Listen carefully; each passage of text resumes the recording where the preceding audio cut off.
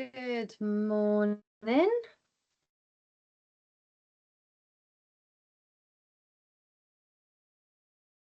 Hello to those that are joining us. There's quite a few of us in today. We've had over 1,000 people register today, which is amazing. So I'll give it a couple of minutes just to let everyone enter the room.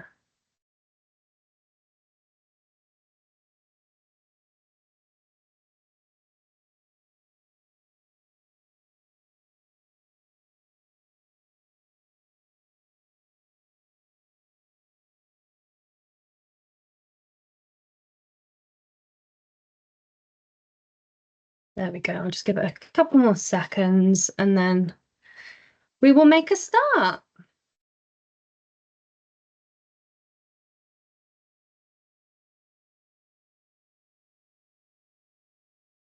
Okay. I think that's most people in now. So I will make a start and go ahead. So good morning and thank you for joining us. My name's Laura Joyner. I'm a European advisor at UKRO. I've recently joined the team and serve as one of the UK national contact points for the European Research Council. Today's webinar focuses on the ERC Advanced Grant and is delivered by UKRO on behalf of the UK national contact point for the ERC. I'm pleased to introduce our speaker, Dr. Antonino Puglisi, who will be leading today's session. We are also delighted to be joined by ERC Advanced Grantee, Professor Rachel Gibson, Professor of Political Science at the University of Manchester. Later in the session, she will share her experience of successfully applying for an ERC Advanced Grant. So before we begin, a quick note to let you know that this webinar is being recorded. The recording will be made available on the UKRO YouTube channel shortly after the session. We will share the link on the UKRO portal where you have registered for today's event. So the event will run from 11 until 1 and it is structured in two parts. In the first section, we will provide an overview of the ERC Advanced Grants Scheme, including key eligibility criteria, guidance on proposal development and an explanation of the lump sum funding model, which, as many of you will know, is a unique feature of this call. We'll also touch briefly on the submission and evaluation processes. We'll have a short break and then we'll hand over to Professor Gibson, who will talk about her personal experience with the ERC Advanced Grant application process. And then we'll aim to answer as many of the questions as time allows at the end. If you do have a question during the session, please use the Q&A function. This will be monitored throughout by myself and some of the other team that are on the call. If we aren't able to respond to all queries during the session, please feel free to get in touch afterwards using our shared mailbox. I'll add the link into the chat function shortly. We ask that you generalise your questions. If you do have a specific case or a specific question to raise to us, please contact the mailbox directly and we can chat one-on-one. A couple of housekeeping reminders. All participants will be muted for the duration of the webinar. A recording of the webinar will be made available on the UKRO portal after the session.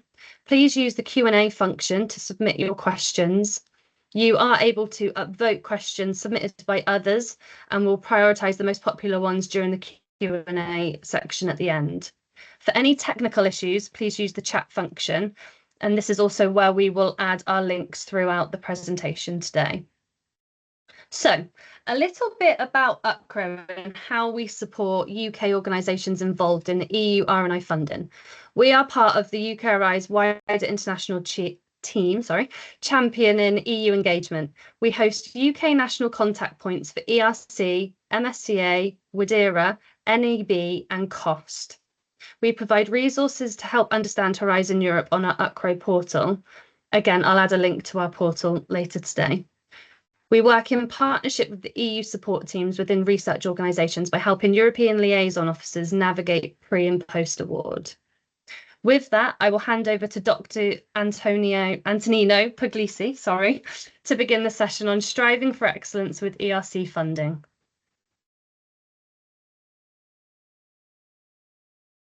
Thank you, Laura. Thank you, Professor Gibson, for your valuable time today, sharing your journey towards an ERC Advanced Grant, and welcome everyone to this session. We are delighted to see so many attendees to the webinar today. So as Laura said, my name is Antonino Puglisi, and today, together with my other half at the UK National Contact Point for the ERC, we'll be delivering this webinar on the ERC Advanced Grant. I hope you can hear me okay. Otherwise, my colleagues will please let me know. As Laura said, this session is being recorded, so it will be, as soon as possible, be available also on the ERC portal together with the slides as well. I would like to start by giving a little bit of background about the funding scheme itself, for those of you who might not be overly familiar with Horizon Europe, with this Horizon Europe opportunity. In a nutshell, the European Research Council, the ERC, funds frontier research, offering long-term grants for scientists and scholars conducting pioneering research projects in any field of research. The only criterion of such grants, and you will hear this throughout my presentation as a mantra, the only criterion remains scientific excellence, no more, no less. Some facts and figures around the ERC. Since its inception in 2007, the European Research Council has funded over 13,000 top researchers from all over the world. The projects funded by the ERC have produced more than 250,000 publications, more than 2,400 patents, and several hundred startups have somehow emerged as a consequence of ERC-funded projects. Among its grantees, the ERC counts 12 Nobel Prize winners and several other recipients of highly prestigious international awards. Only a few days ago, it was announced that the ERC, one of the ERC recipients was awarded also the prestigious EMBO Gold Medal, for instance. To achieve that, the scheme has a budget of about 16 billion euros from 2021 to 2027. That is around 17% of the overall budget of Horizon Europe, with DRC getting proportionally the most amount of money as of any other dimension of Horizon Europe. So an incredibly popular and attractive scheme, but as you can imagine, also a very competitive space as well. But on the note of competition, perhaps it's a great time to share a news, although I see now that on the ERC website that this is not being formally announced, but I can put it very generically that the ERC has performed very well with the 2024 Advanced Grant, and news will be, more precise figures will be soon shared on the website. So the funding scheme itself is open to individual researchers from all over the world, regardless of the nationality, age, and gender. And we will delve into the eligibility in a moment. But your host institution has to be established for most of these options in the EU member states or associate country to Horizon Europe, like the UK is now. However, you as the principal investigators and your team members do not have to work full-time in Europe, and there are conditions around that, which I will get back to in the eligibility section. Your research can cover any field of research. There is no thematic restriction, no consortium required, unlike some other options in Horizon Europe, and no co-financing needed either. Just in a way, convince the ERC of the excellence of both yourself as the principal investigator and your pioneering research proposal. In the ERC family, there are 4+1, if you want, options in terms of funding opportunities. Each one is calibrated on the level of seniority of the applicant. They mostly run for up to 5 years, with the exception of the Synergy Grant, which is 6 years.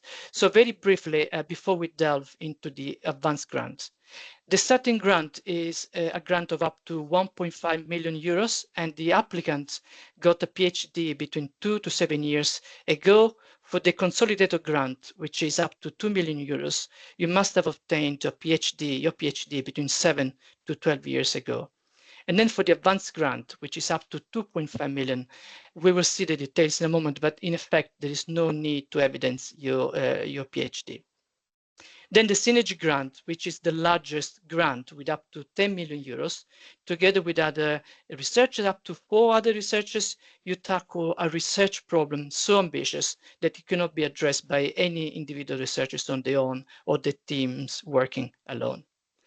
Then, as you can see at the bottom, we got another option called the proof of concept. If you are in possession of any of the above, you can apply for a lump sum of 150,000 euros to support ERC grantees in bridging the gap between their research ideas and the potential social and commercial innovation dimension. Just a note of warning, this option is not open for ERC who have been funded through the UKRO guarantee, unfortunately. National Counterpoint Office, Laura and I will run webinars on each of the upcoming opportunities for which you can already register. If you are interested, the registration links are embedded, hyperlinked in the slide that you receive at the end of the presentation. In fact, it's actually very important that you register because there are, in the upcoming calls, a number of changes that will apply to the 2025 and 2026 calls. So stay tuned, and I don't want at this stage to give a lot more information, but just be aware that there will be changes in the templates for the 2025, major change, sorry, for the 2026, major change in the templates, both in the 2027 work program. There are on the horizon changes on the eligibility windows. But for the sake of this webinar, and not to confuse people with a lot more information which are not relevant at this stage, let's focus just on this Advanced 2025.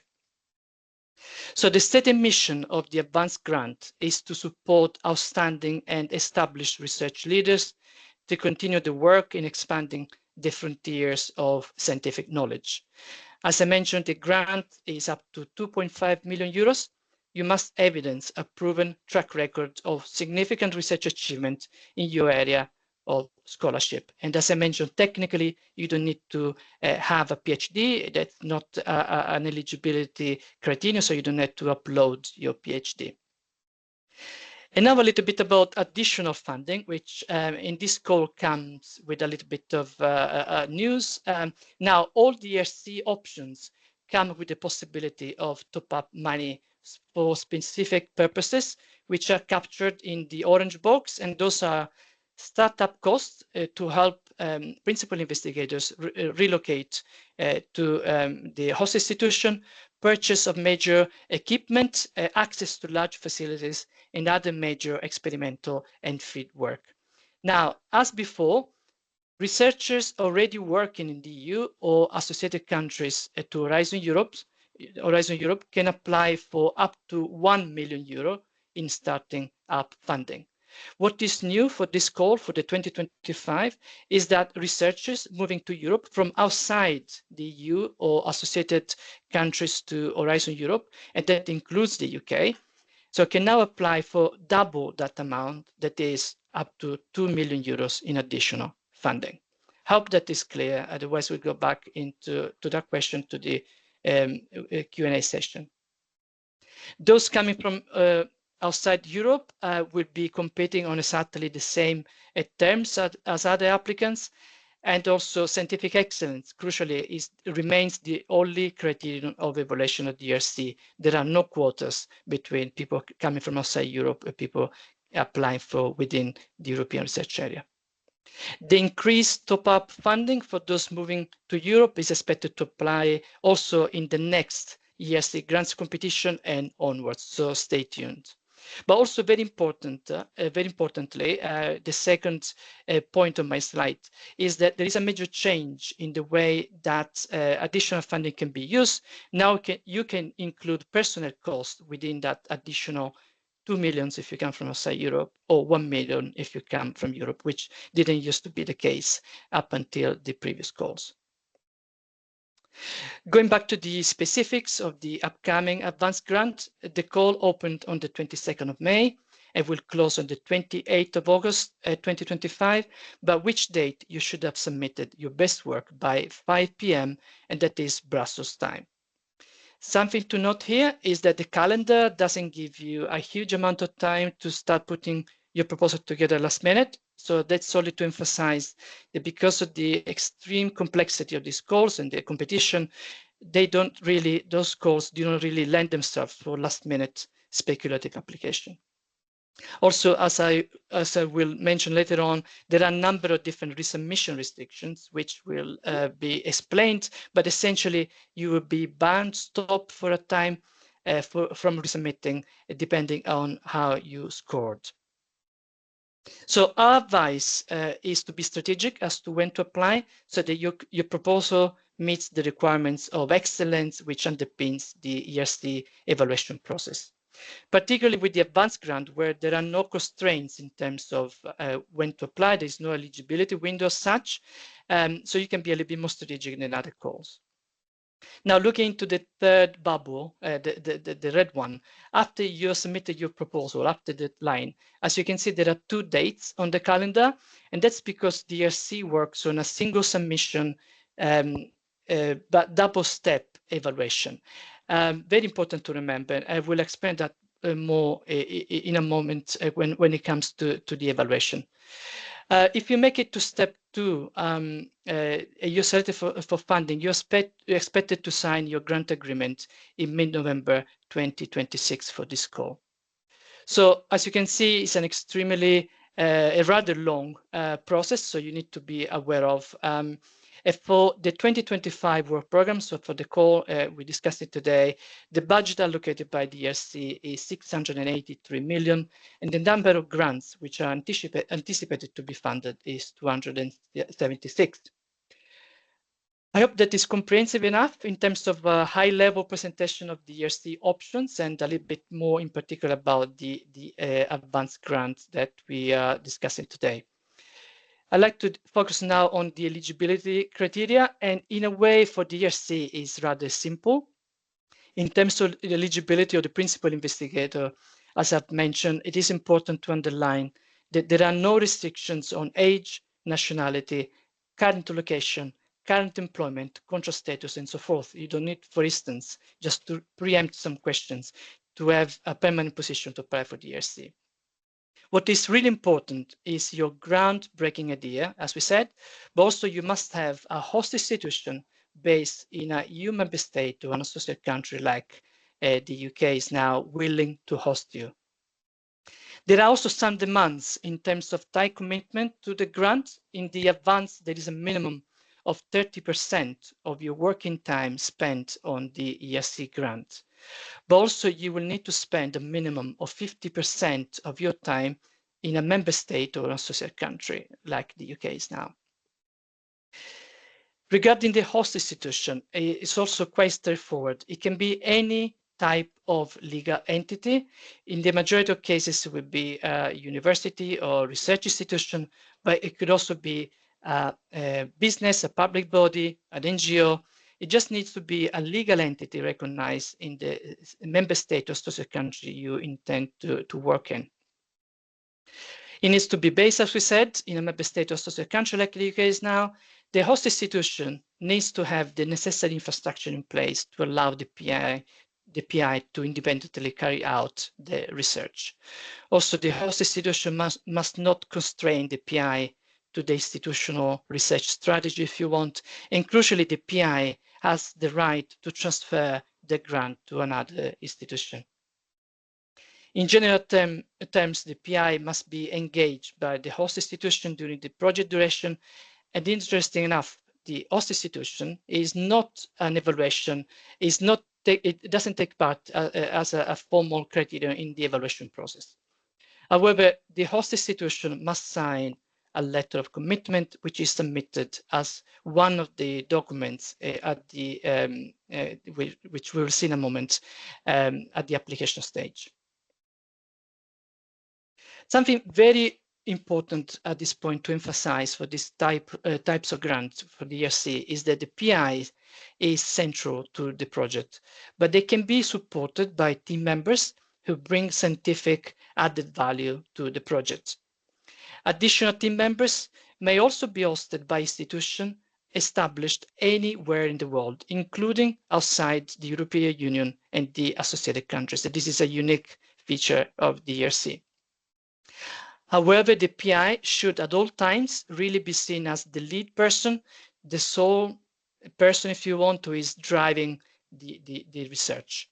In other words, throughout your proposal, you must make clear that the PI doesn't have any equal within the team and everything is really led by you as the principal investigator.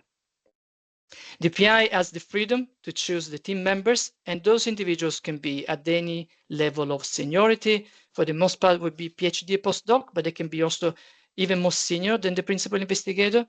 But of course, as for everything across Horizon Europe, you need to justify appropriately and budget for those individuals. Explain why you're including those individuals and what exactly they would be doing.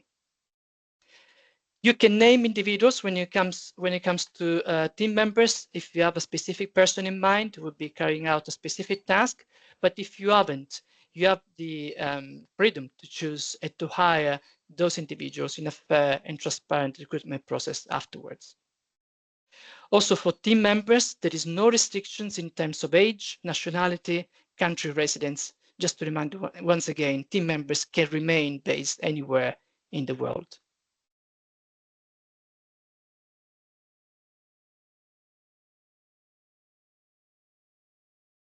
Let's look now at the application itself. The ERC application is made up of 3 different parts. Part A, which is the administrative part and is completely online. Then we got a part B1 and a part B2, which is where you give details of your science. And those parts will be evaluated by reviewers at the 2 different stages that I've mentioned. DRC gives templates for those 2 parts, which you can download from the website. And here I mean the funding and tenders portal. And then you can fill them out, PDF them, and upload them back to the portal as submission. And finally, as you can see at the bottom, there is an annexes part where you can upload any supporting documentation, such as the letter of support by your host institution. In part A, I've tried to follow a color-coded sort of approach. So everything orange is going to follow the part A, which is the online part. Here you give information about yourself, your host institution, the ethics checks, and crucially about your budget. We will spend quite a bit of time about that in my presentation. The budget, as Laura said, works on a lump sum model in the advance. It's a very unique feature, and I will spend quite a bit of time on this. Then in part B1, this is all that it will be evaluated as step 1. That comprises an extended synopsis, a CV, and a track record of the PI only, for a total of 9 pages. And then if reviewers take your proposal to step 2, both part B1 and part B2 will be evaluated. Remember this stage, it's important to remember this stage that this is a 1-stage submission. So although they will be evaluated 2 different steps, you submit everything by deadline. Some general consideration before we delve into the nuts and bolts of each part. Please observe at all times the page limits you're given in the templates, the formatting that is given in those documents, and please also remember that reference do not count towards page limit, and keep at all times your information for applicant that Laura will put in the chat in a moment on hand, because that is a very important resource to help you navigate the filling out of the templates. So this is what part A will look like once you start applying in the funding and tenders portal space. As I said, part A is completely online and includes basic information about yourself and about the project, the list of participants, and that means you as the principal investigators, and if you got team members working alongside you. Then section 3 is the budget, which we will delve into in a moment.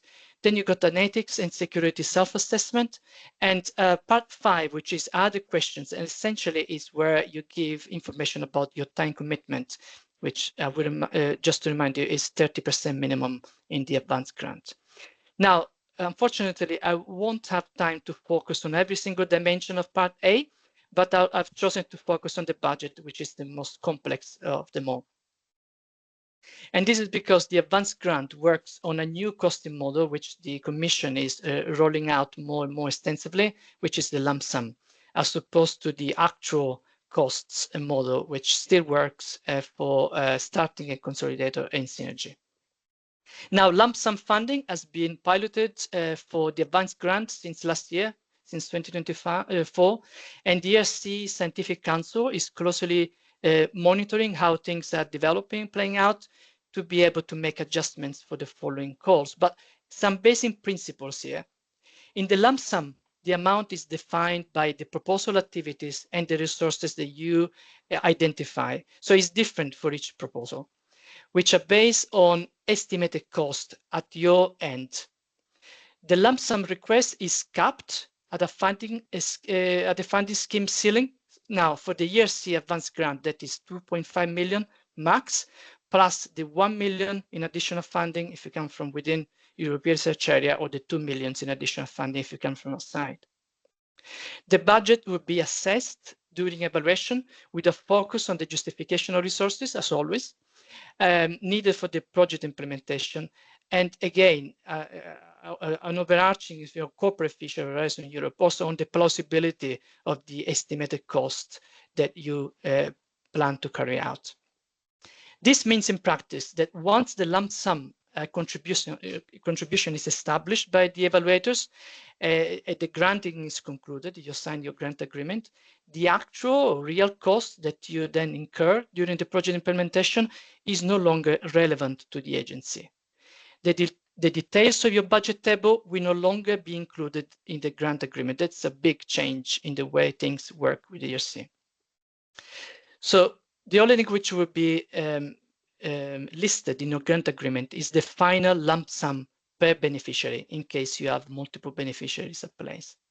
And this means that you will have full flexibility as the PI to use your budget during the project implementation as you wish. The EU contribution will be paid on the basis of completion of work. We will touch on that in a moment, as described in your Part B2, which is the full extent of your scientific proposal. It will, however, not be linked to the scientific outcome of your project, but rather on the achievement of the main objectives, on the completion of work in the way it is described in Part B2. Last but not least, you no longer need to do any financial reporting. That's a huge relief for the host institution. So no submission of cost claims, no timesheets are required, and neither is the infamous certification on financial statements, CFS. How does it work in practice? Your project will be granted formally as only one work package for the entirety of the project. This is to secure a large pre-financing to you as the PI and to have full flexibility in achieving the project outcome. So in this slide, for instance, simplifying for a project lasting 5 years, that is 60 months, which will be the majority of cases for the advanced grant. As soon as you sign the grant agreement, the host institution, which is the only formal beneficiary in the grant, will receive 80% of the total amount awarded in pre-financing. That is to ensure enough cash flow and to allow to proceed with the activity on the grant. But during those 6 months, you will not receive any other payments. So now something very important to emphasize again, there is no need anymore for reporting on cost. There is no need for financial reporting on this. However, there will still be a need for a scientific report, and in practice, you will need to submit a scientific midterm report after 30 months, explaining your progress, your challenges, your deviations, if any, and at the end of the 60 months, you will produce a second and final scientific report covering the full duration of the project, and if everything goes well, you will receive the remaining 20%. Now, what do I mean by everything goes well? Essentially, the ERC means that all the essential tasks have been carried out. All equivalent tasks that you come up as an alternative, as a contingency plan. So this can only be assessed, and this is overarching, if you want, piece of advice. This can only be assessed and monitored in a close relationship with your project officer in Brussels. So our advice is to build as soon as possible. That means as soon as you sign a grant agreement, a positive and constructive relationship with your project officer to discuss all matters of evaluation or possible amendments to the grant agreement. Hope that's clear so far. Some other considerations on the lump sum. It's worth emphasizing there is no change in the evaluation criteria. It will still be centered on scientific excellence. So advanced grants applicants like you should not think any different than they have done so far. You should remain as ambitious and as risk-taking as you were before. Also, the PI in the lump sum still retains the right to transfer grant to another host institution during the project lifetime, what we mentioned earlier on as the principle of portability. So in essence, to recap, except for financial reporting, which is no longer needed, and the payment process that I've already explained, everything pretty much remains the same. Now delving into the details of the budget, the introduction of lump sum comes with some minor changes also to the application form. Essentially, there are two changes. A more structured way to give information about your budget with the introduction of a budget table now revolving around the concept of person month per staff category, an expanded budget narrative. For other grants is only one budget narrative. Now for the advanced grant is structured in 6 different boxes. An equipment depreciation table that you will download as part of your templates that you need to re-upload at the submission stage. And then a second minor change is the introduction of an additional declaration known as Declaration 10, but very briefly on each one of them.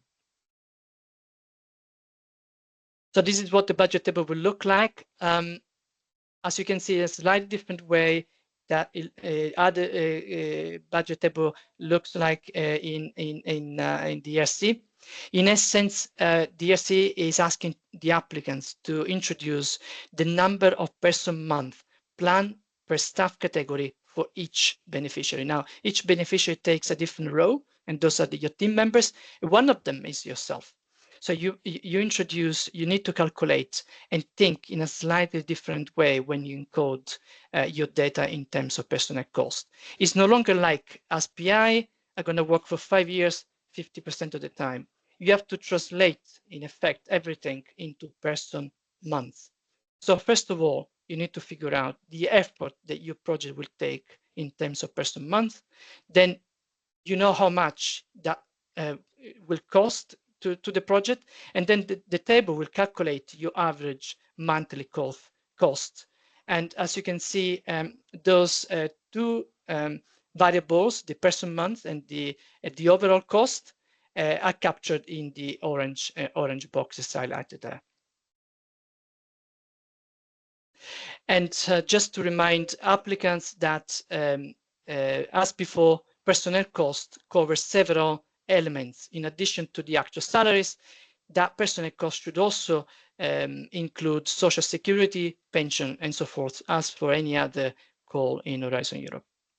Now, to assist applicants with this new way of budgeting for personnel and the lump sum, the ERC has developed a tool, which is the ERC dashboard for personnel, which is hosted within the ERC website and is also hyperlinked at the bottom of this slide.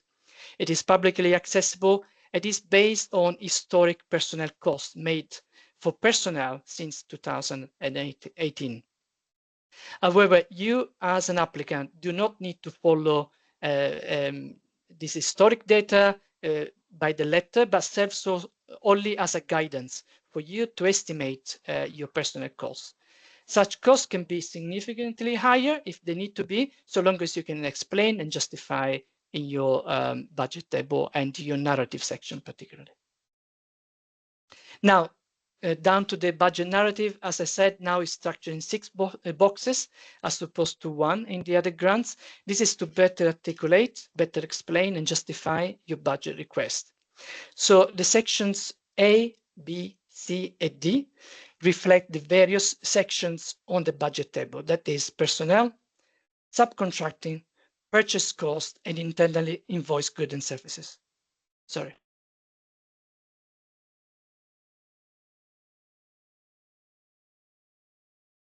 So to repeat that, so the sections A, B, C, and D reflect your budget table. The first 4 columns, effectively personnel, subcontracting, purchasing cost, and the internally invoiced goods and services. Then you have 2 additional boxes. One is to allow yourself to explain about the request of additional funding that I've already explained early on in my presentation, either the 1 million if you come from inside the EU or the 2 million if you come from outside the EU. And one is to explain the estimated budget that is funded from other resources in case you have some in-kind contribution. Now, it is being brought to our attention by the ERC that the Section C, when it talks about a request of additional funding, it still quotes that this section is excluding personnel costs, but in fact, personnel costs now can be included in this section. So be careful that you will be notified by the ERC anyway when you start your application, but you won't be. You can claim now personnel costs under the additional funding. I can see there is a raised hand. Unfortunately, we cannot take questions through the camera, but please use the Q&A chat and we will answer. We'll try to answer the questions at the end. Another peculiarity of the advance is the introduction of a depreciation table, an equipment depreciation table, and that follows the corporate approach about equipment depreciation across Horizon Europe. This is a downloadable Excel document which you have to download and then fill out and upload together with your Part B1, Part B2, and the host institution letter. This has already been done in the past. It's just a way to make it a little bit more clear to the evaluators how much you're charging to the grant in terms of depreciation cost of your equipment. And just to remind people that that is a compulsory table. So even if your project has no equipment in it, you still need to download PDF and put a lot of zeros in it and re-upload the PDF version of this Excel equipment depreciation table as part of your submission. Finally, in the set of novelties under the ERC lump sum, we have now the additional declaration 10. It's very simple in effect. It's basically you pledge to comply with the principles of that underpin effectively the lump sum, which is cost estimates should be eligible. While eligible with the same eligibility conditions as for the actual cost grant, they should be reasonable and not excessive, in line with the beneficiary's normal practice, and respect the principle of best value for money and no conflict of interest. Now, that's a lot to take in. I'm conscious of that, but that's pretty much all I have to say about the budget. Still in Part A, you will, just a light touch, you will be asked to answer an ethics and security questionnaire.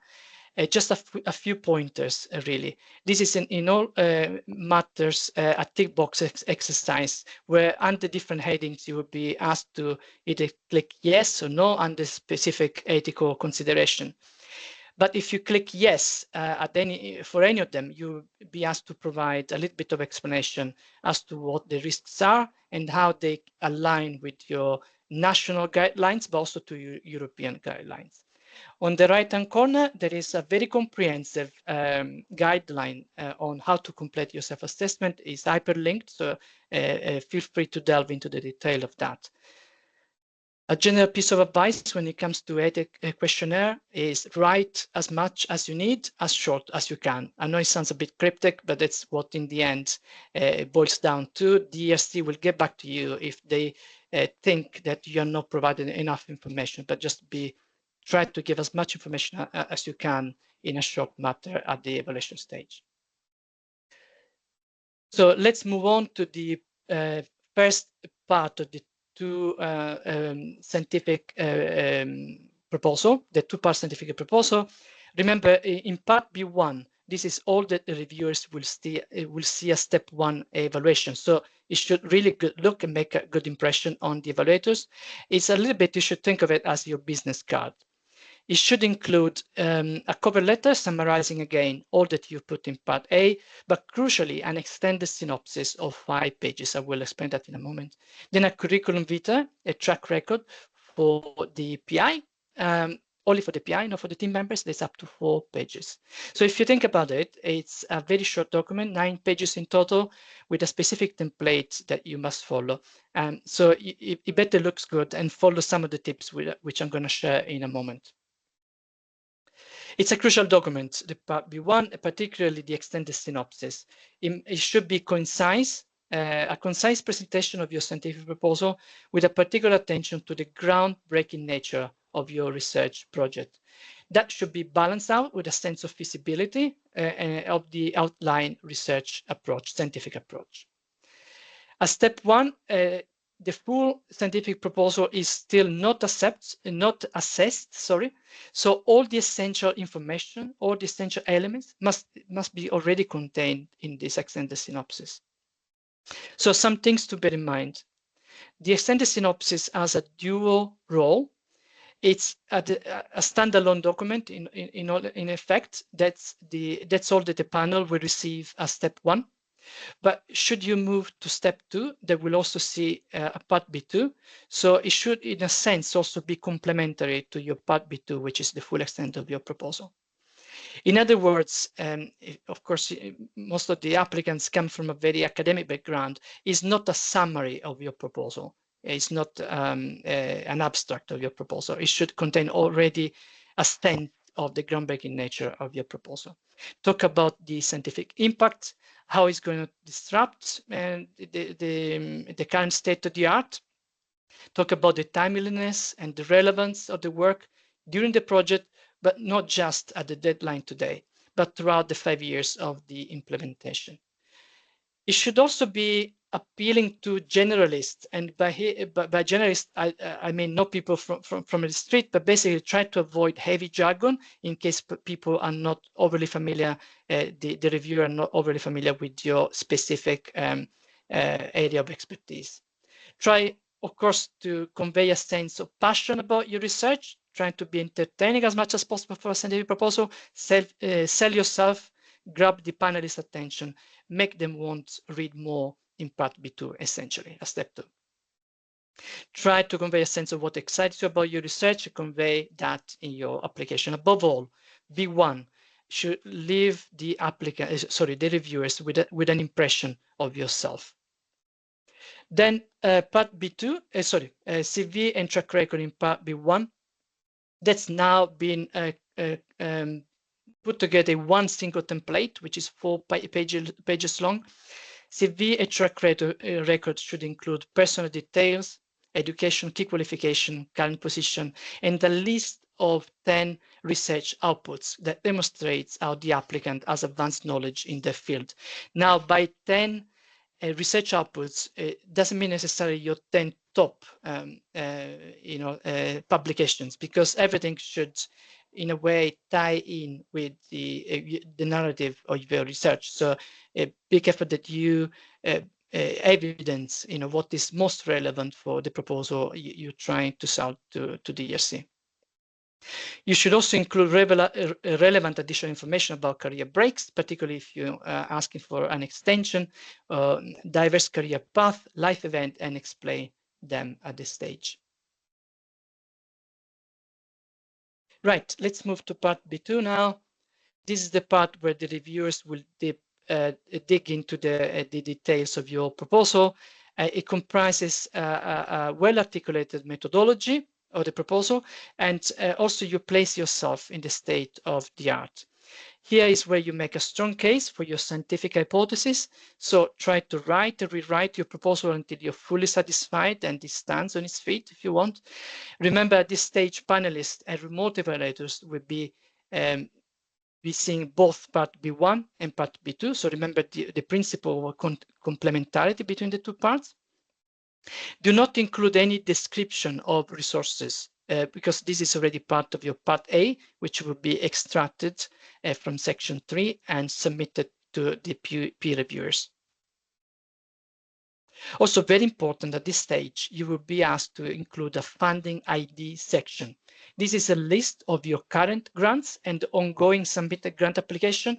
And this is not just to boast about how good you've been at getting grants in the past, but also it's only to give the evaluators a sense to help them judge whether you'll be in a good position to carry out. You got the capacity, you're not under an excessive workload to deliver what you promised in terms of work, your proposal, and also whether that ties in with your time commitment, which is 30%, I remind the applicants. Then about the state of the art and objective, elaborate how you plan to achieve what you promised in part B1. So do not just copy paste what you've done in part B1. Enter into a lot more details about what you're going to do with your proposal. Remember, at this stage, there are also expert evaluators, so people will be brought in from a very specialized area of scholarship, so you can be now asked, can delve really into the technical details. You can use all the jargon that you need to.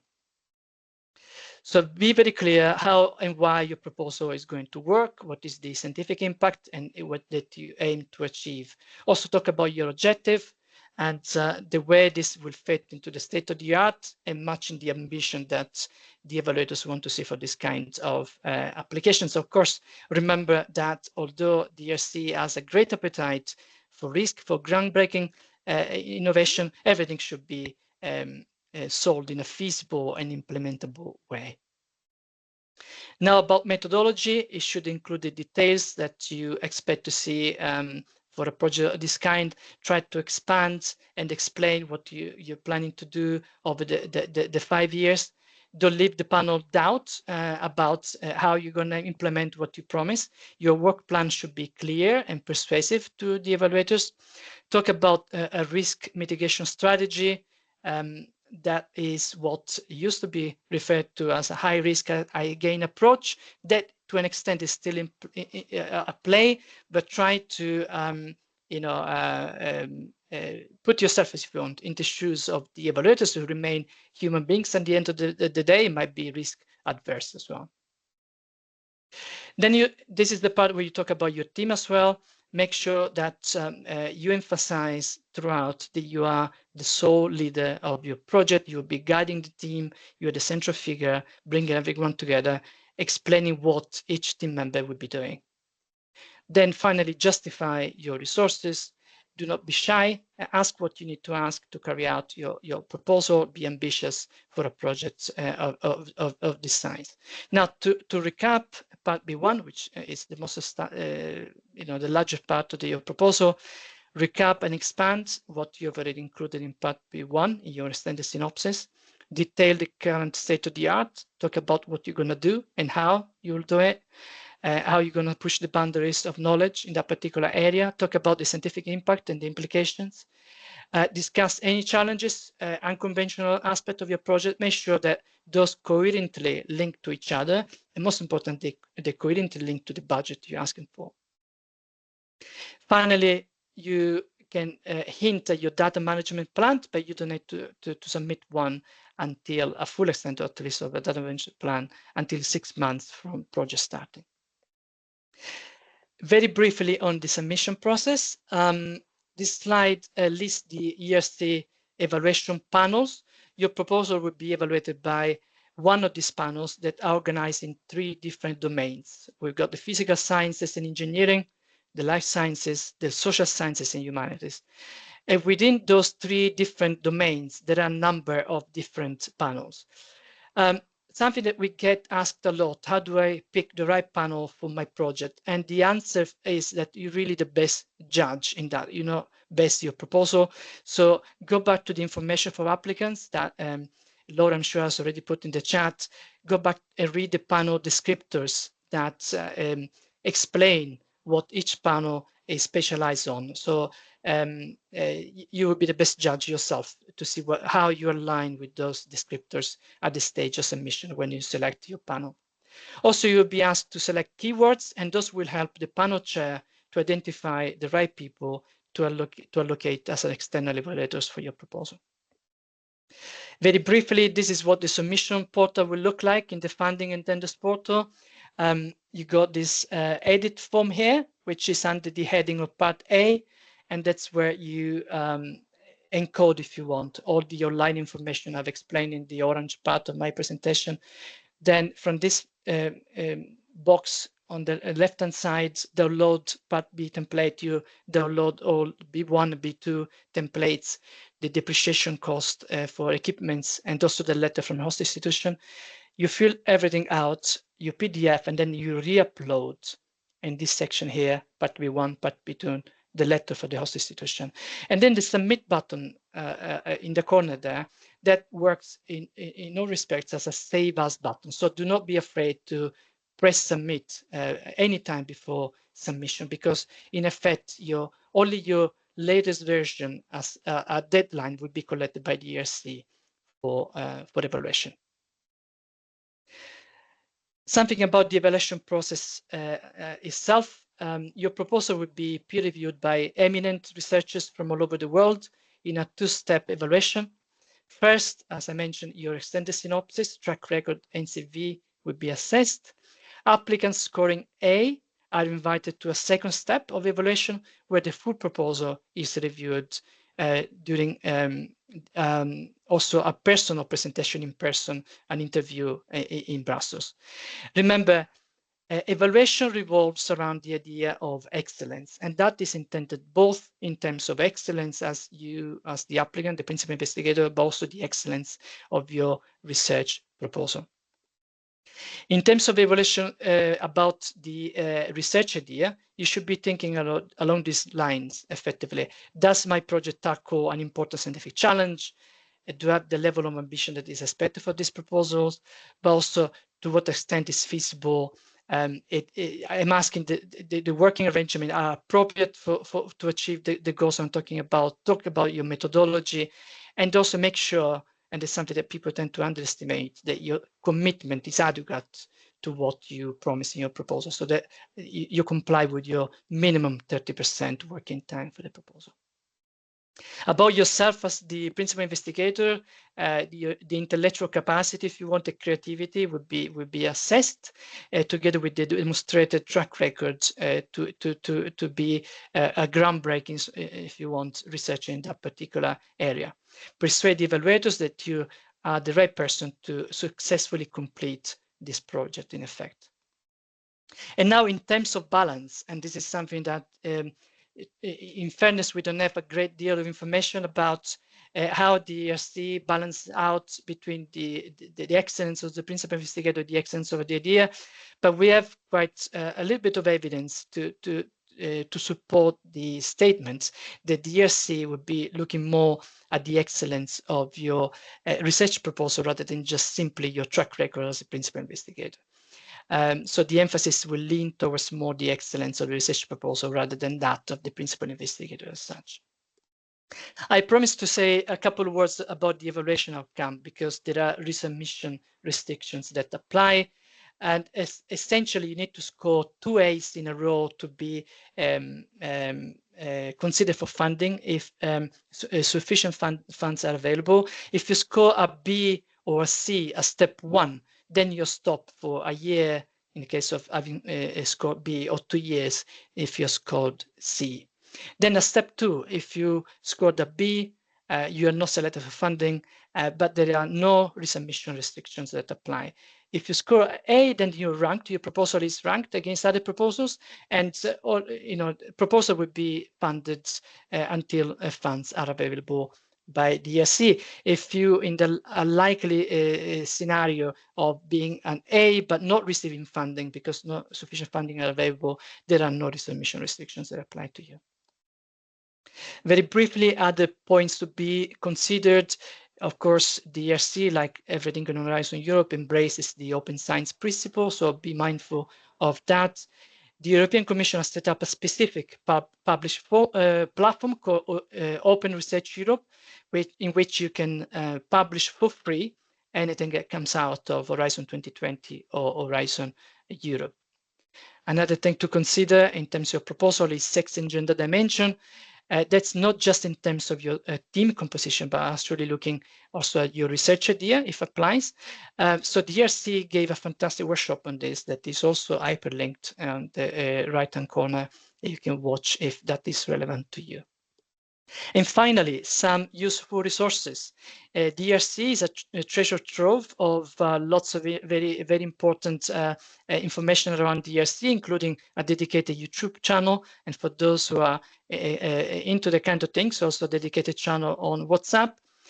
Of course, look at the work program for DRC for the 2025, in particular the amended version for the 2025, which includes the additional funding and the now possibility to include personnel costing under that under that additional funding that is hyperlinked. Information for applicants, very, very important. Just read that through to help you navigate your submission process. And of course, the link to the call itself that you can start already, creating, navigating and start your submission process. And for those who are into that kind of legal and financial framework, a link to the model grant agreement. And again, the slide with our upcoming webinars, which have already hyperlinked the registration forms in there. And finally, for people to get in touch with us, you're probably familiar already with the functional email address, erc-uk@acro.ac.uk, but also we recently relaunched a newsletter for which you can subscribe to the QR code. Now, from me, now it remains only to wish you best of luck with your frontier research proposal, and we look forward to being in touch with you for any further assistance we can provide. I suppose it's about time to break now for about 10 minutes before we give the floor to Professor Gibson. So see you in 10 minutes, which is, shall we make it 10 past 12, just to make it a round number? Yeah, see you at 10 past 12. Thank you for your attention.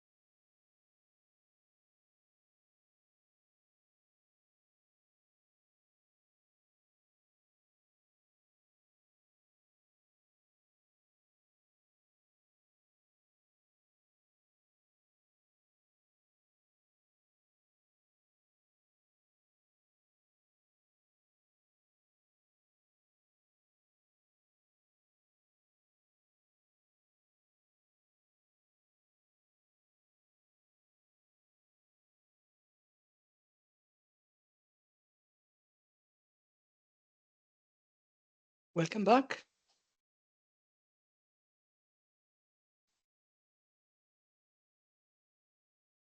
Okay, so welcome back. We'll now give the floor to Professor Gibson. And if you can hear Professor Gibson, the floor is yours, and then we'll take questions and answers. Yeah. Okay, thank you. Antonino, you can hear me okay, yes? Yes, that's okay, great. fine. Thank you. Okay. Yeah, so, well, thank you very much for this opportunity to present about my experience of the ERC Advanced Grant process. I'm just going to talk a little bit about three aspects to it. So apologies, but I'm just trying to get this to forward. And I might have to do this. So my experience, I'm going to talk a bit about my research project and the impact and the importance that the ERC grant kind of had for me, but also kind of more generally what I think it kind of does for your career. And also my approach to the application process, kind of where I sort of came in my career progression, and also some actual kind of advice and practical tips about the application process itself. So I should say as well that my slides are actually incorporating content from other people's slides as well. I have shamelessly cribbed from some previous presentations which I've seen and also been shared with me, which have been excellent from colleagues at Manchester and also Sheffield. So I can't claim credit, and I've extensively plagiarized a few images and some tips as well. So full transparency on that. My project is a political science project, and it was under the Social Sciences and Humanities panel. And the acronym I chose was DICE. So this was Digital Campaigning and Electoral Democracy. And it started in actually in 2020. And it's an advanced investigative grant. And I had a range of colleagues that were part of that. It wasn't a network, and I can go on and talk a little bit about that in terms of how I involved other senior and junior researchers, because there are different ways that you can do that within an ERC. I think the one piece of advice that I did get at the very start was that as the PI, you have to be kind of the top of the pyramid, and you have to be the single kind of vision, if you like, and then you bring people in to help you deliver that. But it's not a network is kind of the main thing. So the key puzzle, so the thing that I was sort of motivating me in my project was I started out with a key puzzle or a problem, and I think that's the most important thing to kind of bear in mind, is that what they want, or what the ERC is set up to do, is to tackle a big challenge. So you need to think about what is the key puzzle or the problem that you're investigating. And this was mine. So I was looking at this idea that in advanced democracies, there is now a widespread talk of a crisis of legitimacy.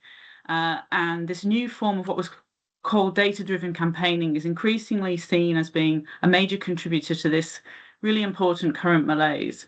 But systematic investigation of these claims and how far it has spread, is it really a thing? Does it happen outside of the US?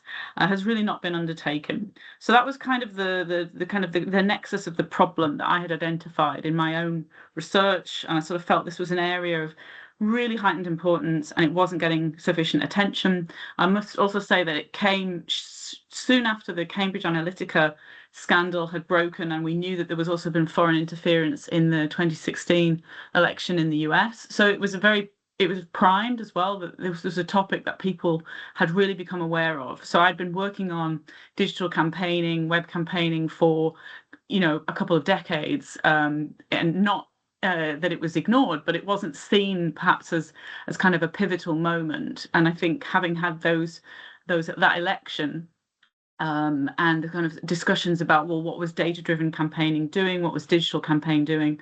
I think this kind of set the scene, if you like. So there was a moment of opportunity that kind of intersected with my research expertise. But I was very clear, and I put this in the proposal, why is this important to investigate? So this data-driven campaigning, as I said, is increasingly seen as directly or inadvertently linked to these kind of anti-democratic outcomes. And I had a nice quote from a researcher sort of around just before the Cambridge Analytica scandal, which was just talking about how these digital technologies are now, effectively out of control.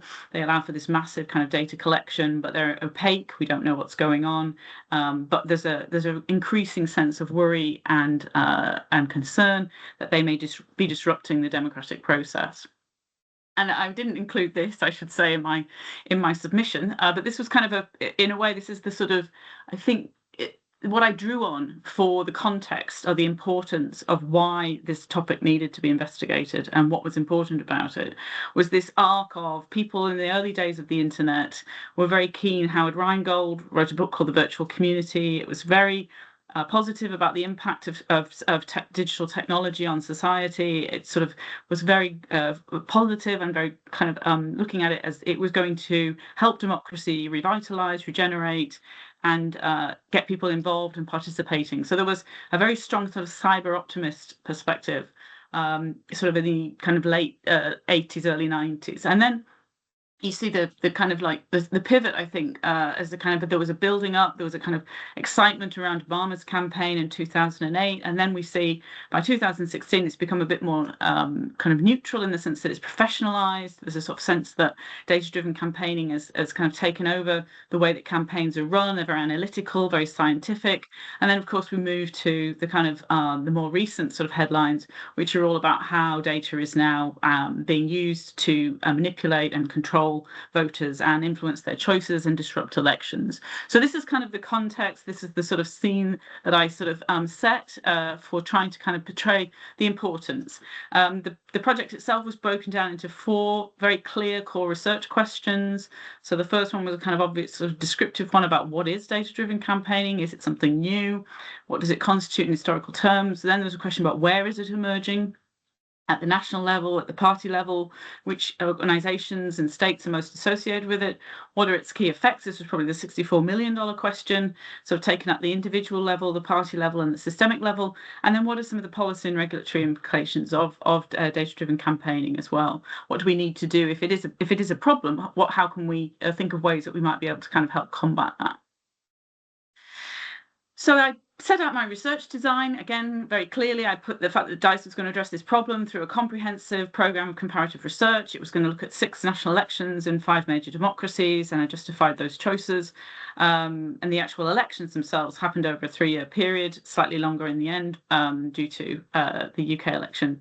The US election, sorry, there was a change of plan to focus on the US election 2020 and 2024.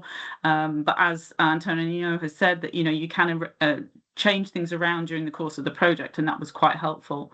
And then I was going to do this through a combination of methods and data. So at the micro level, survey research, some respondent digital trace data, at the meso level, kind of organisational surveys and talking to parties. And at the macro level, through looking at regulatory regimes, so legal systems and aggregate data drawn from the Facebook ad archive and sort of Twitter resources. So I was kind of very clear about mapping out, this was the problem, these were the questions, this was how I was going to solve it. In terms of the impact, and I'll come back a little bit to talking about how I think that was very helpful and underscore that as being kind of the key process that I think the panel wants to see in your grant application. In terms of the impact and the importance of an ERC grant, basically this is kind of just my career trajectory, so it's sort of where it fits in and how I sort of led towards it. And obviously everybody's different, so you don't have to follow this plan, but it seemed to kind of come sort of naturally at the extension of the other work that I'd been doing. So as I said, I did my PhD in the US in the 1990s. And I got my first sort of lecturing job back in the UK towards the end of the 1990s at the University of Salford. And then I sort of embarked on a slight round the world tour. So I ended up, I spent some time in Germany working in Mannheim with colleagues there, working on this area of kind of elections and digital campaigning. And then I spent quite a considerable time in Australia in another sort of postdoctoral position, working at the Australian National University. I covered quite a lot of ground. I was very interested in digital technology, but I widened my perspective and my networks, and I was kept kind of a very strong interest in elections and political parties in terms of not necessarily focusing only on digital. So it was related, but I was sort of making sure that I didn't cover only one area. So I was involved in the Australian election study and the Australian candidate study, and I built up some very solid networks that way. I then ultimately got my first professorship at the University of Leicester. I came back from Australia in sort of the mid part of the first decade, so around 2006, and then 2004, and then I came to Manchester in 2006 as a professor of politics.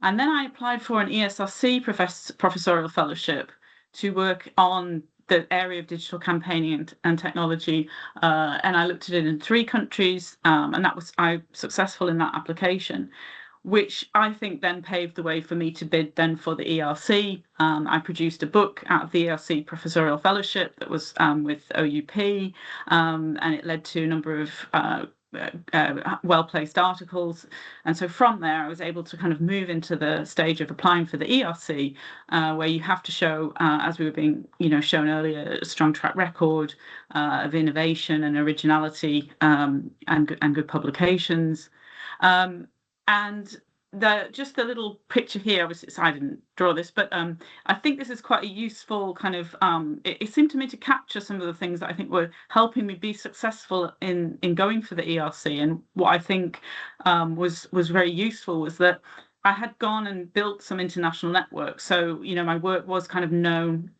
quite broadly because I'd spent some time in different countries working with different scholars, and had built that kind of sort of wider connection with other scholars. And I think that then was very useful for me just to sort of fuel my thoughts and kind of get me to kind of really sort of think and reflect on what I was doing. And I think the interdisciplinary aspect as well was quite important. And I say that because I spent some time, when I got my professorial position at Leicester, I was actually in the media and communication department rather than political science. Now, obviously, it's social science, but it was very useful because it kind of exposed me to people working on digital technology from a different perspective than politics. And again, I think that was really helpful in terms of methodologies and sort of learning different tools and techniques. And I also spent some time working with computer scientists, because increasingly the area of digital communication is one in which it is important to have a knowledge of big data and working with large kind of complex data sets. So there's been an increasing kind of interdisciplinarity in my work, which I think has been very helpful. So, and also but keeping it and channeling it towards the challenge, which has been around digital campaigns and the kind of evolution, what they mean for democracy, what they mean for participation and citizens. So there's been a continuity in the focus, but a kind of widening, I think, of my own kind of experience in terms of my networks and my disciplinarity that I think came together very helpfully towards putting the ERC in. Just in terms of the kind of the way in which I think it's helped me as I've had it. So as I said, I applied and was successful in 2019. The grant started in 2020 and has been sort of ongoing and has just come to an end. In terms of the aspects that I would sort of highlight was the strength in collaborations that I had. So in the grant itself, I had partners, I had international partners to kind of help me with the countries that I was working on. So I had NYU, I had a colleague at NYU who was my kind of US sort of expert. I had a colleague at the Hertie School in Germany who helped me with the German elections. I had a colleague at Adencia in France who was Polish and had links with university in Poland and helped me with the Polish study. And then another colleague at the University of Lorraine who was an expert in digital campaigning in France and helped with that. And also another colleague at Sheffield who had worked quite extensively with one of the project partners who targets me, so one of the beneficiaries who targets me. And was very good at more of the qualitative side of the project.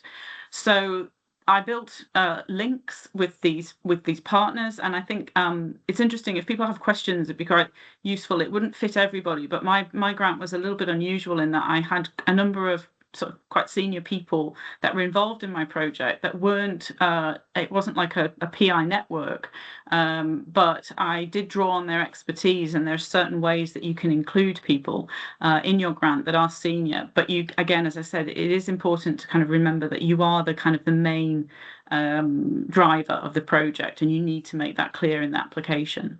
Then there were beneficiaries that were linked into the project. So the language is a little bit complicated, or it's sort of, you wonder who the beneficiaries, you think the beneficiaries would be the audience or the users of the research, but in fact they are, at least the terminology that was around when I was applying was that these are the kind of the project partners that are working with you to deliver the project on particularly on the data collection side. So I made some strong links with YouGov, with Who Targets Me, which have kind of sustained throughout the project, and who I'm still working with now on other projects. And then also policy links. So the work that we've done has kind of been involved with submissions to and discussions with the Electoral Commission, with Ofcom. I was involved in a DG of Justice, the political advertising team. They were taking feedback from people who had been working in the area of campaigns because they're interested in using digital imprints and what they will do with that. So there's been sort of opportunities that have opened up on the policy side. My project also, I think, has delivered for me, and also more widely as well, I think, some new tools and facilities. So as part of the project, we developed a bespoke project server. So the reason for this was partly due to COVID. So I got the funding, and then COVID hit, and we had to have a way of sharing our data and allowing people to remotely access what we were doing for within the team without coming into the university. And some of the data that we had was sensitive data in that it was linked data. So it was survey data that was linked with people's Twitter feeds, which is obviously identifiable, and we can't share that and carry that around on laptops. So we had to kind of develop an alternative, and we ended up with a diced project server, which actually is a great tool and resource. And as far as we know, I don't think the University of Manchester had this kind of development before, but it opened up whole new ways that we could share the data within the team, but also with our project partners as well, outside, because they are given access. They can kind of get credentials, they can come in, they can work through the data that's on the project server. We have all the software and the data that is there. So a sort of necessity turned into a virtue, and that's been something where we're hoping to get more funding to keep it going and broaden its use. There's also kind of linked data expertise. So as part of the project, I learned much more about how you work with linked data, particularly linked data that is survey data linked to digital trace data. And from that, I'm sort of working with a colleague in computer science to develop a kind of a new network and community of scholars around linked data, both here in the UK, but also kind of in Europe and the US. And I also was involved in a collaboration with the US Professor of Data Science. So as part of the project, we ended up doing a co-edited special issue of a journal, which is just looking at the challenges of working with new forms of data, and particularly linked data, which wasn't something I necessarily anticipated at the start, but has become something where during the course of the project, it became very clear that one of the challenges of working in this area of digital campaigns was how to gather, collect, analyze new forms of data. So these have been kind of really interesting developments. They've led to new scientific opportunities as well. So as part of the project, I was introduced to and started to work with a colleague in the Netherlands who was interested in data-driven campaigning, put in a bid to the North Face, and we got some further funding to do work around data-driven campaigning in a different set of countries. And it's also led to follow-on grant funding from the UKRO. So we got some money to do some smart data analysis with our linked data about making it open access. And it's also led to bids for the Enhancing Research Cultures bid. There's an ESRC Digital Good bid.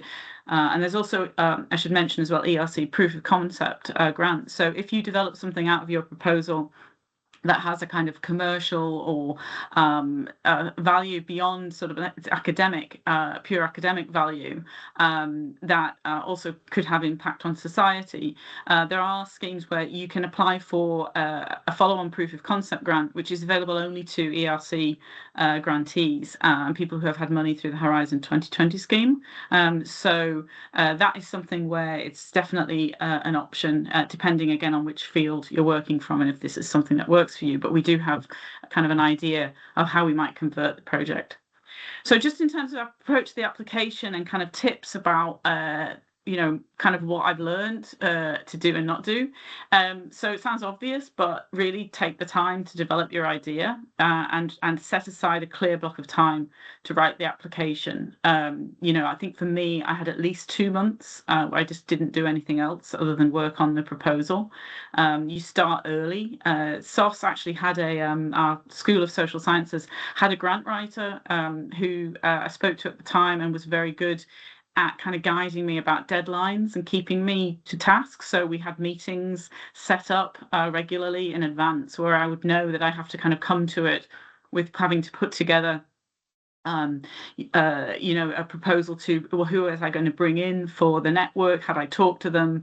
Had I talked to the data collection company? So that was actually really helpful. So take the time, really develop your idea, and the key thing is it does need to be, without sounding too pompous, kind of groundbreaking. So it needs to be something which its time is now. It really does require somebody to, with the expertise that you have to be able to come in and look at this. And you really sort of, but you need to sort of take the time that you need to develop that. This was just an example of when I put my first this is my B1, and I just throw this out there because I think it was very helpful having put this through in the process, that I think I started out with a very clear sections where this was the first thing that the reviewers saw when they looked at the B1. There's the abstract, and then you have this kind of set out on page 1. And what I tried to do is just really be very, very clear about what is the problem that I'm investigating. So as I said earlier, I've taken this from the slide at the start. What is the solution? So how is DICE going to address this problem? What is it? What is the actual practical steps we're taking to try and address this? And what is the overarching aim? What at the end of it, what will be the result? How will the field change? What will come of it as a result of your research? And there's actually a little quote that I just pulled out from one of the reviews that I went back to have a look at, where I thought that, in a sense, I think this is kind of exactly what they were responding to when they formulated their evaluations. So one of the reviewers, and you get multiple, you can get up to 10 reviews. It very much it does depend on how many they're able to kind of get. There's a core number in the panel, I think, itself, of reviewers, and then they go out to external experts. But one of my reviewers said, capturing and assessing the effectiveness of digital campaigning is extremely hard. So much of the material is micro-targeted, ephemeral, may originate from other bodies or individuals who are not under the control of mainstream campaigns and groups and parties. The current proposal is therefore highly timely and has the potential to really set the research agenda on this topic. The approaches are interesting, the comparative approach fascinating, the potential for methodological development in terms of data capture, as well as academic insight are immense. This would be hard to do, but the payoffs from success will be immense. And I think this is kind of exactly the kind of buttons that I think that this is the type of thing that ERC panels really look for, is a key question, a puzzle that really needs investigation, that's big, but also a very clear kind of roadmap to how you're going to get there, and what are you going to do, and how will your work actually deliver on that, and how will it then shift the needle? What do you think we're going to learn from your work that we wouldn't otherwise have known? And so just moving on, this is the evaluation criteria. This is what was used to evaluate my proposal. I'm aware that there are some changes, I think, that are happening this year, and maybe in the discussion that might come across. But I think pretty much these still cover the core things that the panel will evaluate you on. So the first is the project, and that is the most important thing, I think, is that what is the important challenge that you're addressing? How ambitious are you? Where are you going beyond the state of the art? There is a kind of, I think, a rowback slightly on the high risk, high gain. That was something when I put mine in that you needed to address, but I think there's been a slight de-emphasis placed on that necessarily as being the one of the core criteria that you're judged on. But certainly it is something to consider about what your proposal would bring, because you can't do high impact work without taking some level of risk or having some element of it that you may need to think about contingencies. If this plan doesn't work, what would my plan B be? The scientific approach, this is very important, that you've got a clear plan about how you're going to deliver. Is your methodology appropriate to deliver on the goals? How novel? So can you think of something that hasn't been done yet in your field that would be really innovative and new? And also the realistic nature of it. So to make sure that it's realistic in terms of the timescale and the resources. And then the other sort of half of it is the principal investigator. And so, you know, in each case, in each application, panel will also evaluate the track record of the PI, that they've got evidence that they've been a creative, independent thinker, leadership and training of young scientists, and that they have the necessary time and willingness to devote the amount of time that's required to the project.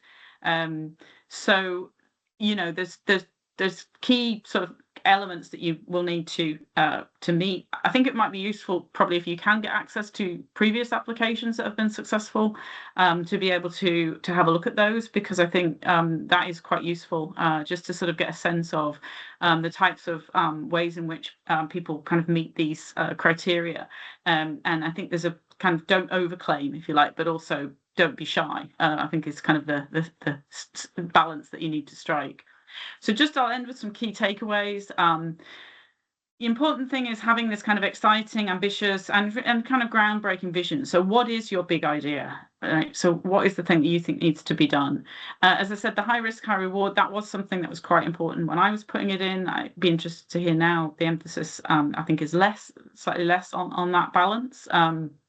But certainly it must go beyond the state of the art. So you really need to show how your work is pushing the boundaries of your field. You need to kind of think about making it a pleasure to read. So I think, as one of the earlier comments by Antonino was saying, actually, you know, this will be read by people outside of your field. So do not assume that they know how important it is from a kind of disciplinary perspective. You really need to kind of communicate that and make it open and available for others who are not disciplinary experts to kind of understand why it's important and what you're doing. And, you know, just really underscore the fact of its importance, its significance, urgency. So why is it that nobody's done this till now? Why is now the right time? And why are you the person to deliver on that? So you need to paint this sort of picture of your kind of master plan and the kind of how the grant is going to help you sort of reach this. As I said, I think give yourself time, possibly a sabbatical, but certainly a couple of months for the writing and preparation. Get feedback as you go through. I mean, I made use of internal peer review. It's really good to have feedback from somebody, particularly who's perhaps not an expert. So, as I said, somebody from outside your discipline. If you can convince them this is a really important idea, you're halfway there. If you get through to the final round, then I would always have a mock interview. I think the timing of them is you get, you know, a set number of minutes to be able to deliver. You've probably got time for 3 slides. Really helpful to be able to kind of nail that down and come in on time. And I think finally, the one thing I might say is just make your expertise and your innovation clear. So be bold, as I said, and don't kind of hide your light under a bushel and sort of not kind of push your merits forward. But also don't over promote your excellence. I think let the panel see this. They will see it if it's there. And ultimately, it is the idea that is the most important thing. And the one thing I'd add to that is that I think this is still the case, is that typically in the review process, the first step is the B1, and that's really where your idea is presented. B2 is more where you talk about how you're going to deliver it and the research design and the methodology, and that's more detailed. So you need to kind of catch people with that first step and that initial, what is the big kind of driving, you know, important question that you're going to answer. And then, as I said, as long as you've made sure that you've got the detail in the B2 and you've highlighted enough to be convincing in B1, then I think, you know, the balance is probably more towards the research question. But anyway, I'll stop sharing there because I think that's probably my level of advice, and I'll just hand it back to Antonino. I don't know if you want to. Yeah, thank you very much, Professor Gibson. It was really comprehensive, and I'm sure people appreciate it very much, particularly your takeaways. I certainly resonate with taking the necessary time, you know, out to prepare you to build your application, but also the feedback.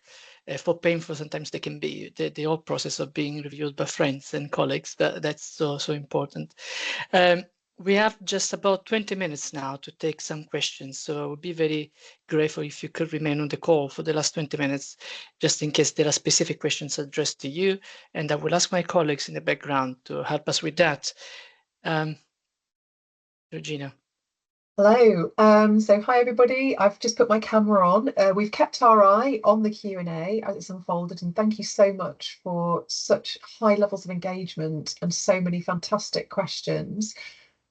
The way we'll tackle this, myself, Laura and Raquel, who are on the call, will take it in turns to identify questions that we're going to pose to our speakers. We're not going to have time to cover everything, but please do follow up with us via the ERC inbox. We will share the address for this again. And I will start, I'll kick off with the first question, and looking at some of the most popular upvoted questions. We've had quite a few come through on the lump sum funding model. So I will go with the question that's been upvoted many times, 11 in fact. The question is, for the new lump sum model, does that mean that the PI has the right to change budget across category, for example, staff, non-staff, etc.? Right. So the way we've been trained, and the webinars by the ERC have followed so far, it seems that you got full flexibility across your budget, because in fact your budget table is no longer included in your grant agreement. So it's no longer part of your description of action. However, I would still highly recommend anyone to discuss that with the project officer in Brussels, because if your changes are substantial, you are no longer in a way complying with the description of the action that is being evaluated, which was based on your part B2. We can only give a generic, otherwise if you want the details, you want an assessment on whether the variation to your proposal is enough to justify DRC not to, no longer comply with the payments. You really need to be sure that you are in agreement with the project officer. That's great. So Laura and Raquel, I'm not sure if you're ready for a question, but I'll jump in with the next one, and whoever's going to ask the next question following that, raise your hand. So another popular question, and something similar has been asked by others, is around the seniority. So this one's really targeting Rachel. So from Mark Whitehead 18 minutes ago, I suspect many of us are more junior, i.e. years since PhD and job title, than Rachel was when she was successful. Realistically, do we stand a chance being compared to professors with, say, 20 years experience? And I'll just add to that some other people in the chat have alluded to the changes to the next work programme that will widen the criteria for consolidator. So is that maybe going to change how people are seen at this advanced stage? And maybe perhaps can you comment on what are those attributes that sort of really squarely put somebody in that advanced grant PI in terms of eligibility and suitability and competitiveness? Yeah, okay.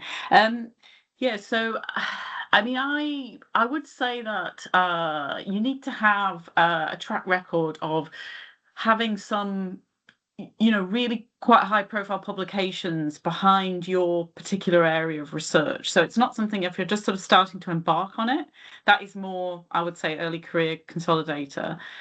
If you've got a kind of, I wouldn't say you have to have 20 years, because I mean, there'll be professors who would apply, and I don't think that there's a kind of bias towards, if you like, the oldest sort of professor applying or the longest experience. I honestly, genuinely believe it is about the idea. And I think if you have a good idea and you can show that you have delivered to the level of commensurate with your position, so they wouldn't be expecting you to have 3 books published with Cambridge University Press if you were just starting out and it was your early days of your professorship. But if you have a really well-placed book, or a few kind of really well-cited articles on that topic that show that you're an expert in this field and that you have developed the knowledge, the tools, the capability, then I don't think it's any disadvantage to kind of be at the sort of earlier phase of the advanced session. And and I mean, who knows, but I don't think that's something where the panel, you know, would discriminate, if you like, about the fact that, oh, well, we've got somebody who's been in their career, we should kind of go that way. It really genuinely, I think, is about the idea. I don't know about the widening of the consolidated grant criteria, whether or not, yeah, Antonino, I don't know if you know. Yeah, well, I think on that question about the widening of the eligibility windows, I think it's fair to say we cannot comment yet because we're not really, I don't think the ERC themselves have figured it out yet. But I would really stress what Professor Gibson said about the excellence of the principal investigator taking priority in the evaluation process, to the extent that your top-cited publication might not be the best to evidence that you're the best person for that particular proposal, because they must tie in, if you want, with what you're proposing to do. So you must evidence you're the best in that particular proposal that you're submitting. I can see that you're nodding and I'm happy to see that. Yeah. Laura? Okay, so we have had a question around the start date. So when can the project start date after the when can the project start after the contract is signed? Right.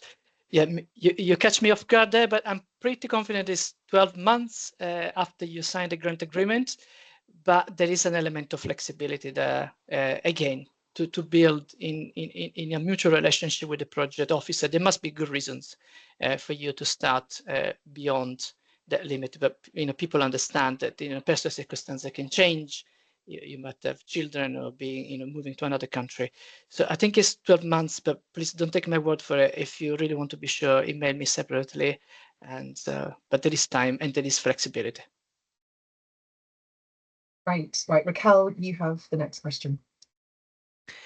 There was a question, I can't remember from who, but it was about how, probably for Professor Gibson, about how do you go about writing part B1 and part B2, which part do you write first and why? Yes, I think honestly this is personal, right? Like I honestly don't think there's a one answer that would fit all, because I have talked to people who've said that they found writing the B2 first was great, because then all you have to do is sort of shorten it, so you've kind of got that in the bag. My experience was I wrote the B1 first.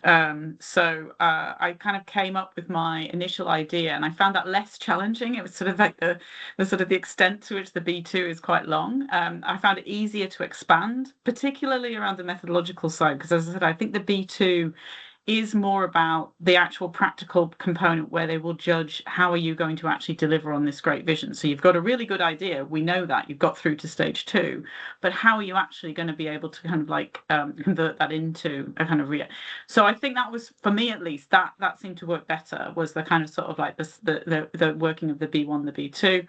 That said, it's not for everybody's style, honestly. I feel like that one's something where try it out and see, like start writing the B2, and if it feels a bit kind of oof, okay, this is quite overwhelming, actually recalibrate and go back to the B1 and then expand it from there. That was, at least that was my way of doing it. Thanks, that's a great answer. Personal preference of grant applications, always an important one.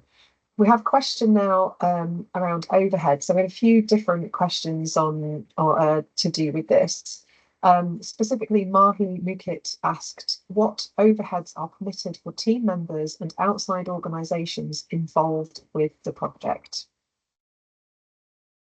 I can take that. So in the ERC, team members become, in all effects, beneficiary in the grant agreement. So the host institutions where they're based, will receive money directly from the Commission, and that's a unique feature in the ERC. It's not like collaborative course in Pillar 2, in which there is a coordinator disbursing money to the participants. So each beneficiary, each team member will receive money through the host institution, and that includes overheads. So if you go back to the budget table, you will see that you got a different role for each beneficiary, and you can cost for that beneficiary both the personnel and any other additional costs that are consumables, travels, and so forth. And that money will attract automatically the 25% overhead for that host institution where the team member is based. Hope that is clear. Otherwise, we're always happy to reply offline. Okay, Laura, next question. So we've had a question from Charlotte asking if the only criteria is scientific excellence with a pioneering research proposal, is there any difference in scoring or preference for proposals that are purely theoretical versus those that are applied to real-world challenges? So, I mean, I would say no, in the sense that I think that I have seen proposals that have, from at least my perspective, a sort of political theory proposal, where there was no element on data collection per se. So, no, is my short answer. You don't have to have an empirical component. But if you do, then you need to just demonstrate very clearly about how you're going to go about the work. But it doesn't require that. That's right. I will second that. The ERC prides itself of not making a distinction between applied or theoretical research, so long as you can evidence the excellence of your research proposal.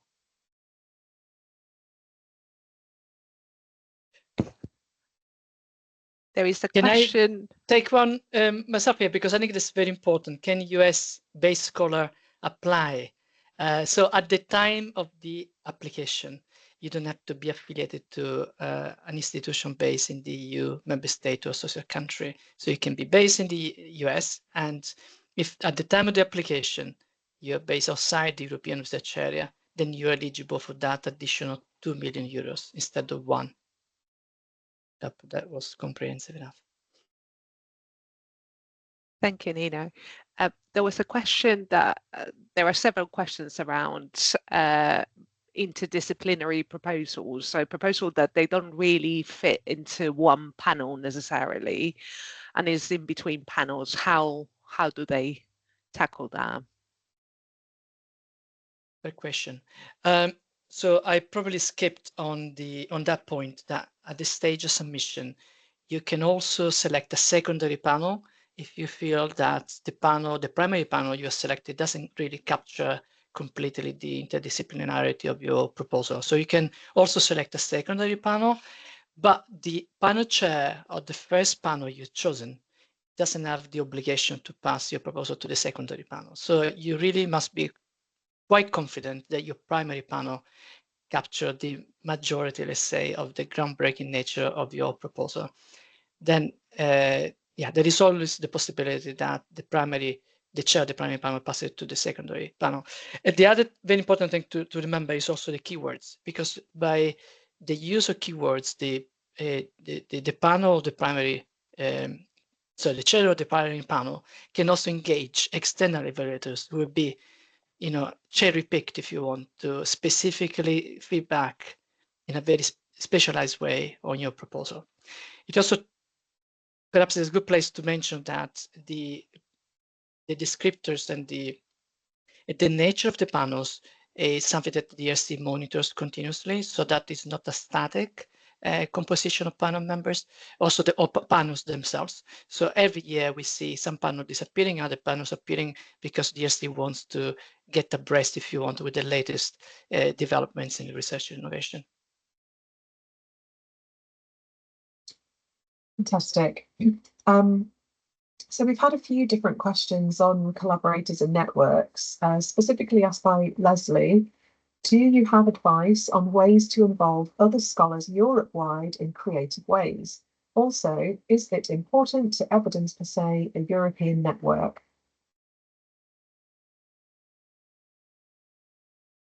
Yeah, so this was a challenge for me, in that I did want to include people who were of kind of quite senior status to participate in my project, but I did get kind of advice that you don't want to kind of make it look like you're building a network. This is not kind of a kind of collaborative project in the same way that Horizon, a typical kind of Horizon network project would be. So I used a kind of a method which is a sort of what they call it's a third party in kind method. So I included some scholars who I knew had the expertise to help me. And I think the main part is that you could not be paying them for their research time, in the sense that you were not bringing them in and paying, if you like, for them to conduct kind of sort of their research using the grant funds. It was more that they were helping you deliver a particular component of the work, which was around, for me at least, the survey. So in each country, this is an example, I had Polish survey, I had German survey, I had French survey, and I needed people to come in and give me their expert guidance as to how I was supposed to refield the questionnaire in these different countries and work with those data and analyze those data. So what they got given time to do was to help me redesign the surveys, work with the kind of the survey instruments and the survey tools, but they didn't then get, if you like, additional funds to work on that data and those kind of outputs with me. That would be something that we would do as a kind of research collaboration. I don't think that's changed, but it was just interesting that it is kind of, there are kind of ways that obviously you can employ, if you like, the postdoctoral researchers, and they can be fully hired and present on the grant. But if you want to kind of get somebody involved who's an expert in a field and they're not being taken on as a researcher in that sense, then you kind of need to, I think, talk to your research institution more closely about how you can integrate them, but without, if you like, kind of necessarily you're not hiring them as a researcher for the project. You're kind of drawing on their expertise, and they take more of a almost like a consultant role. But yeah, that was one of the ones I was told my proposal was slightly unusual for having that, but in the end it did work, obviously, so it was possible.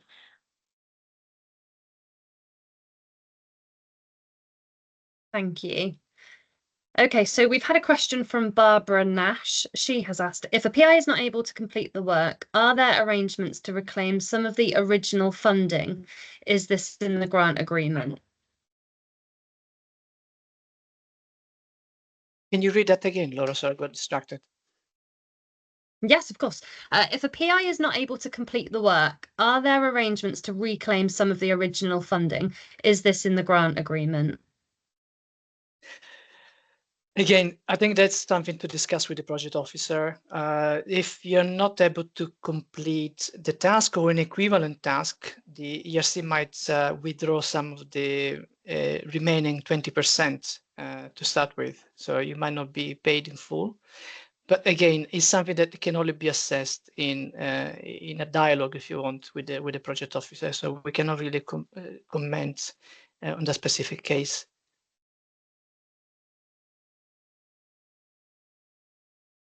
There is a question here, a follow-up to the US. So what is unclear still, would the UK-based university need to hire me for the 5-year contract to receive the funding? Yes, they will need to have some sort of contract in place for you, but that money for the contract will come through your ERC grant. So they don't have to pay you, but you need to be engaged. So that's the loose term the ERC uses, which means you need some form of contract with your host institution to evidence that you are affiliated with that institution. But usually, I'm very happy to grant your contract because they get the 25% overheads as an incentive.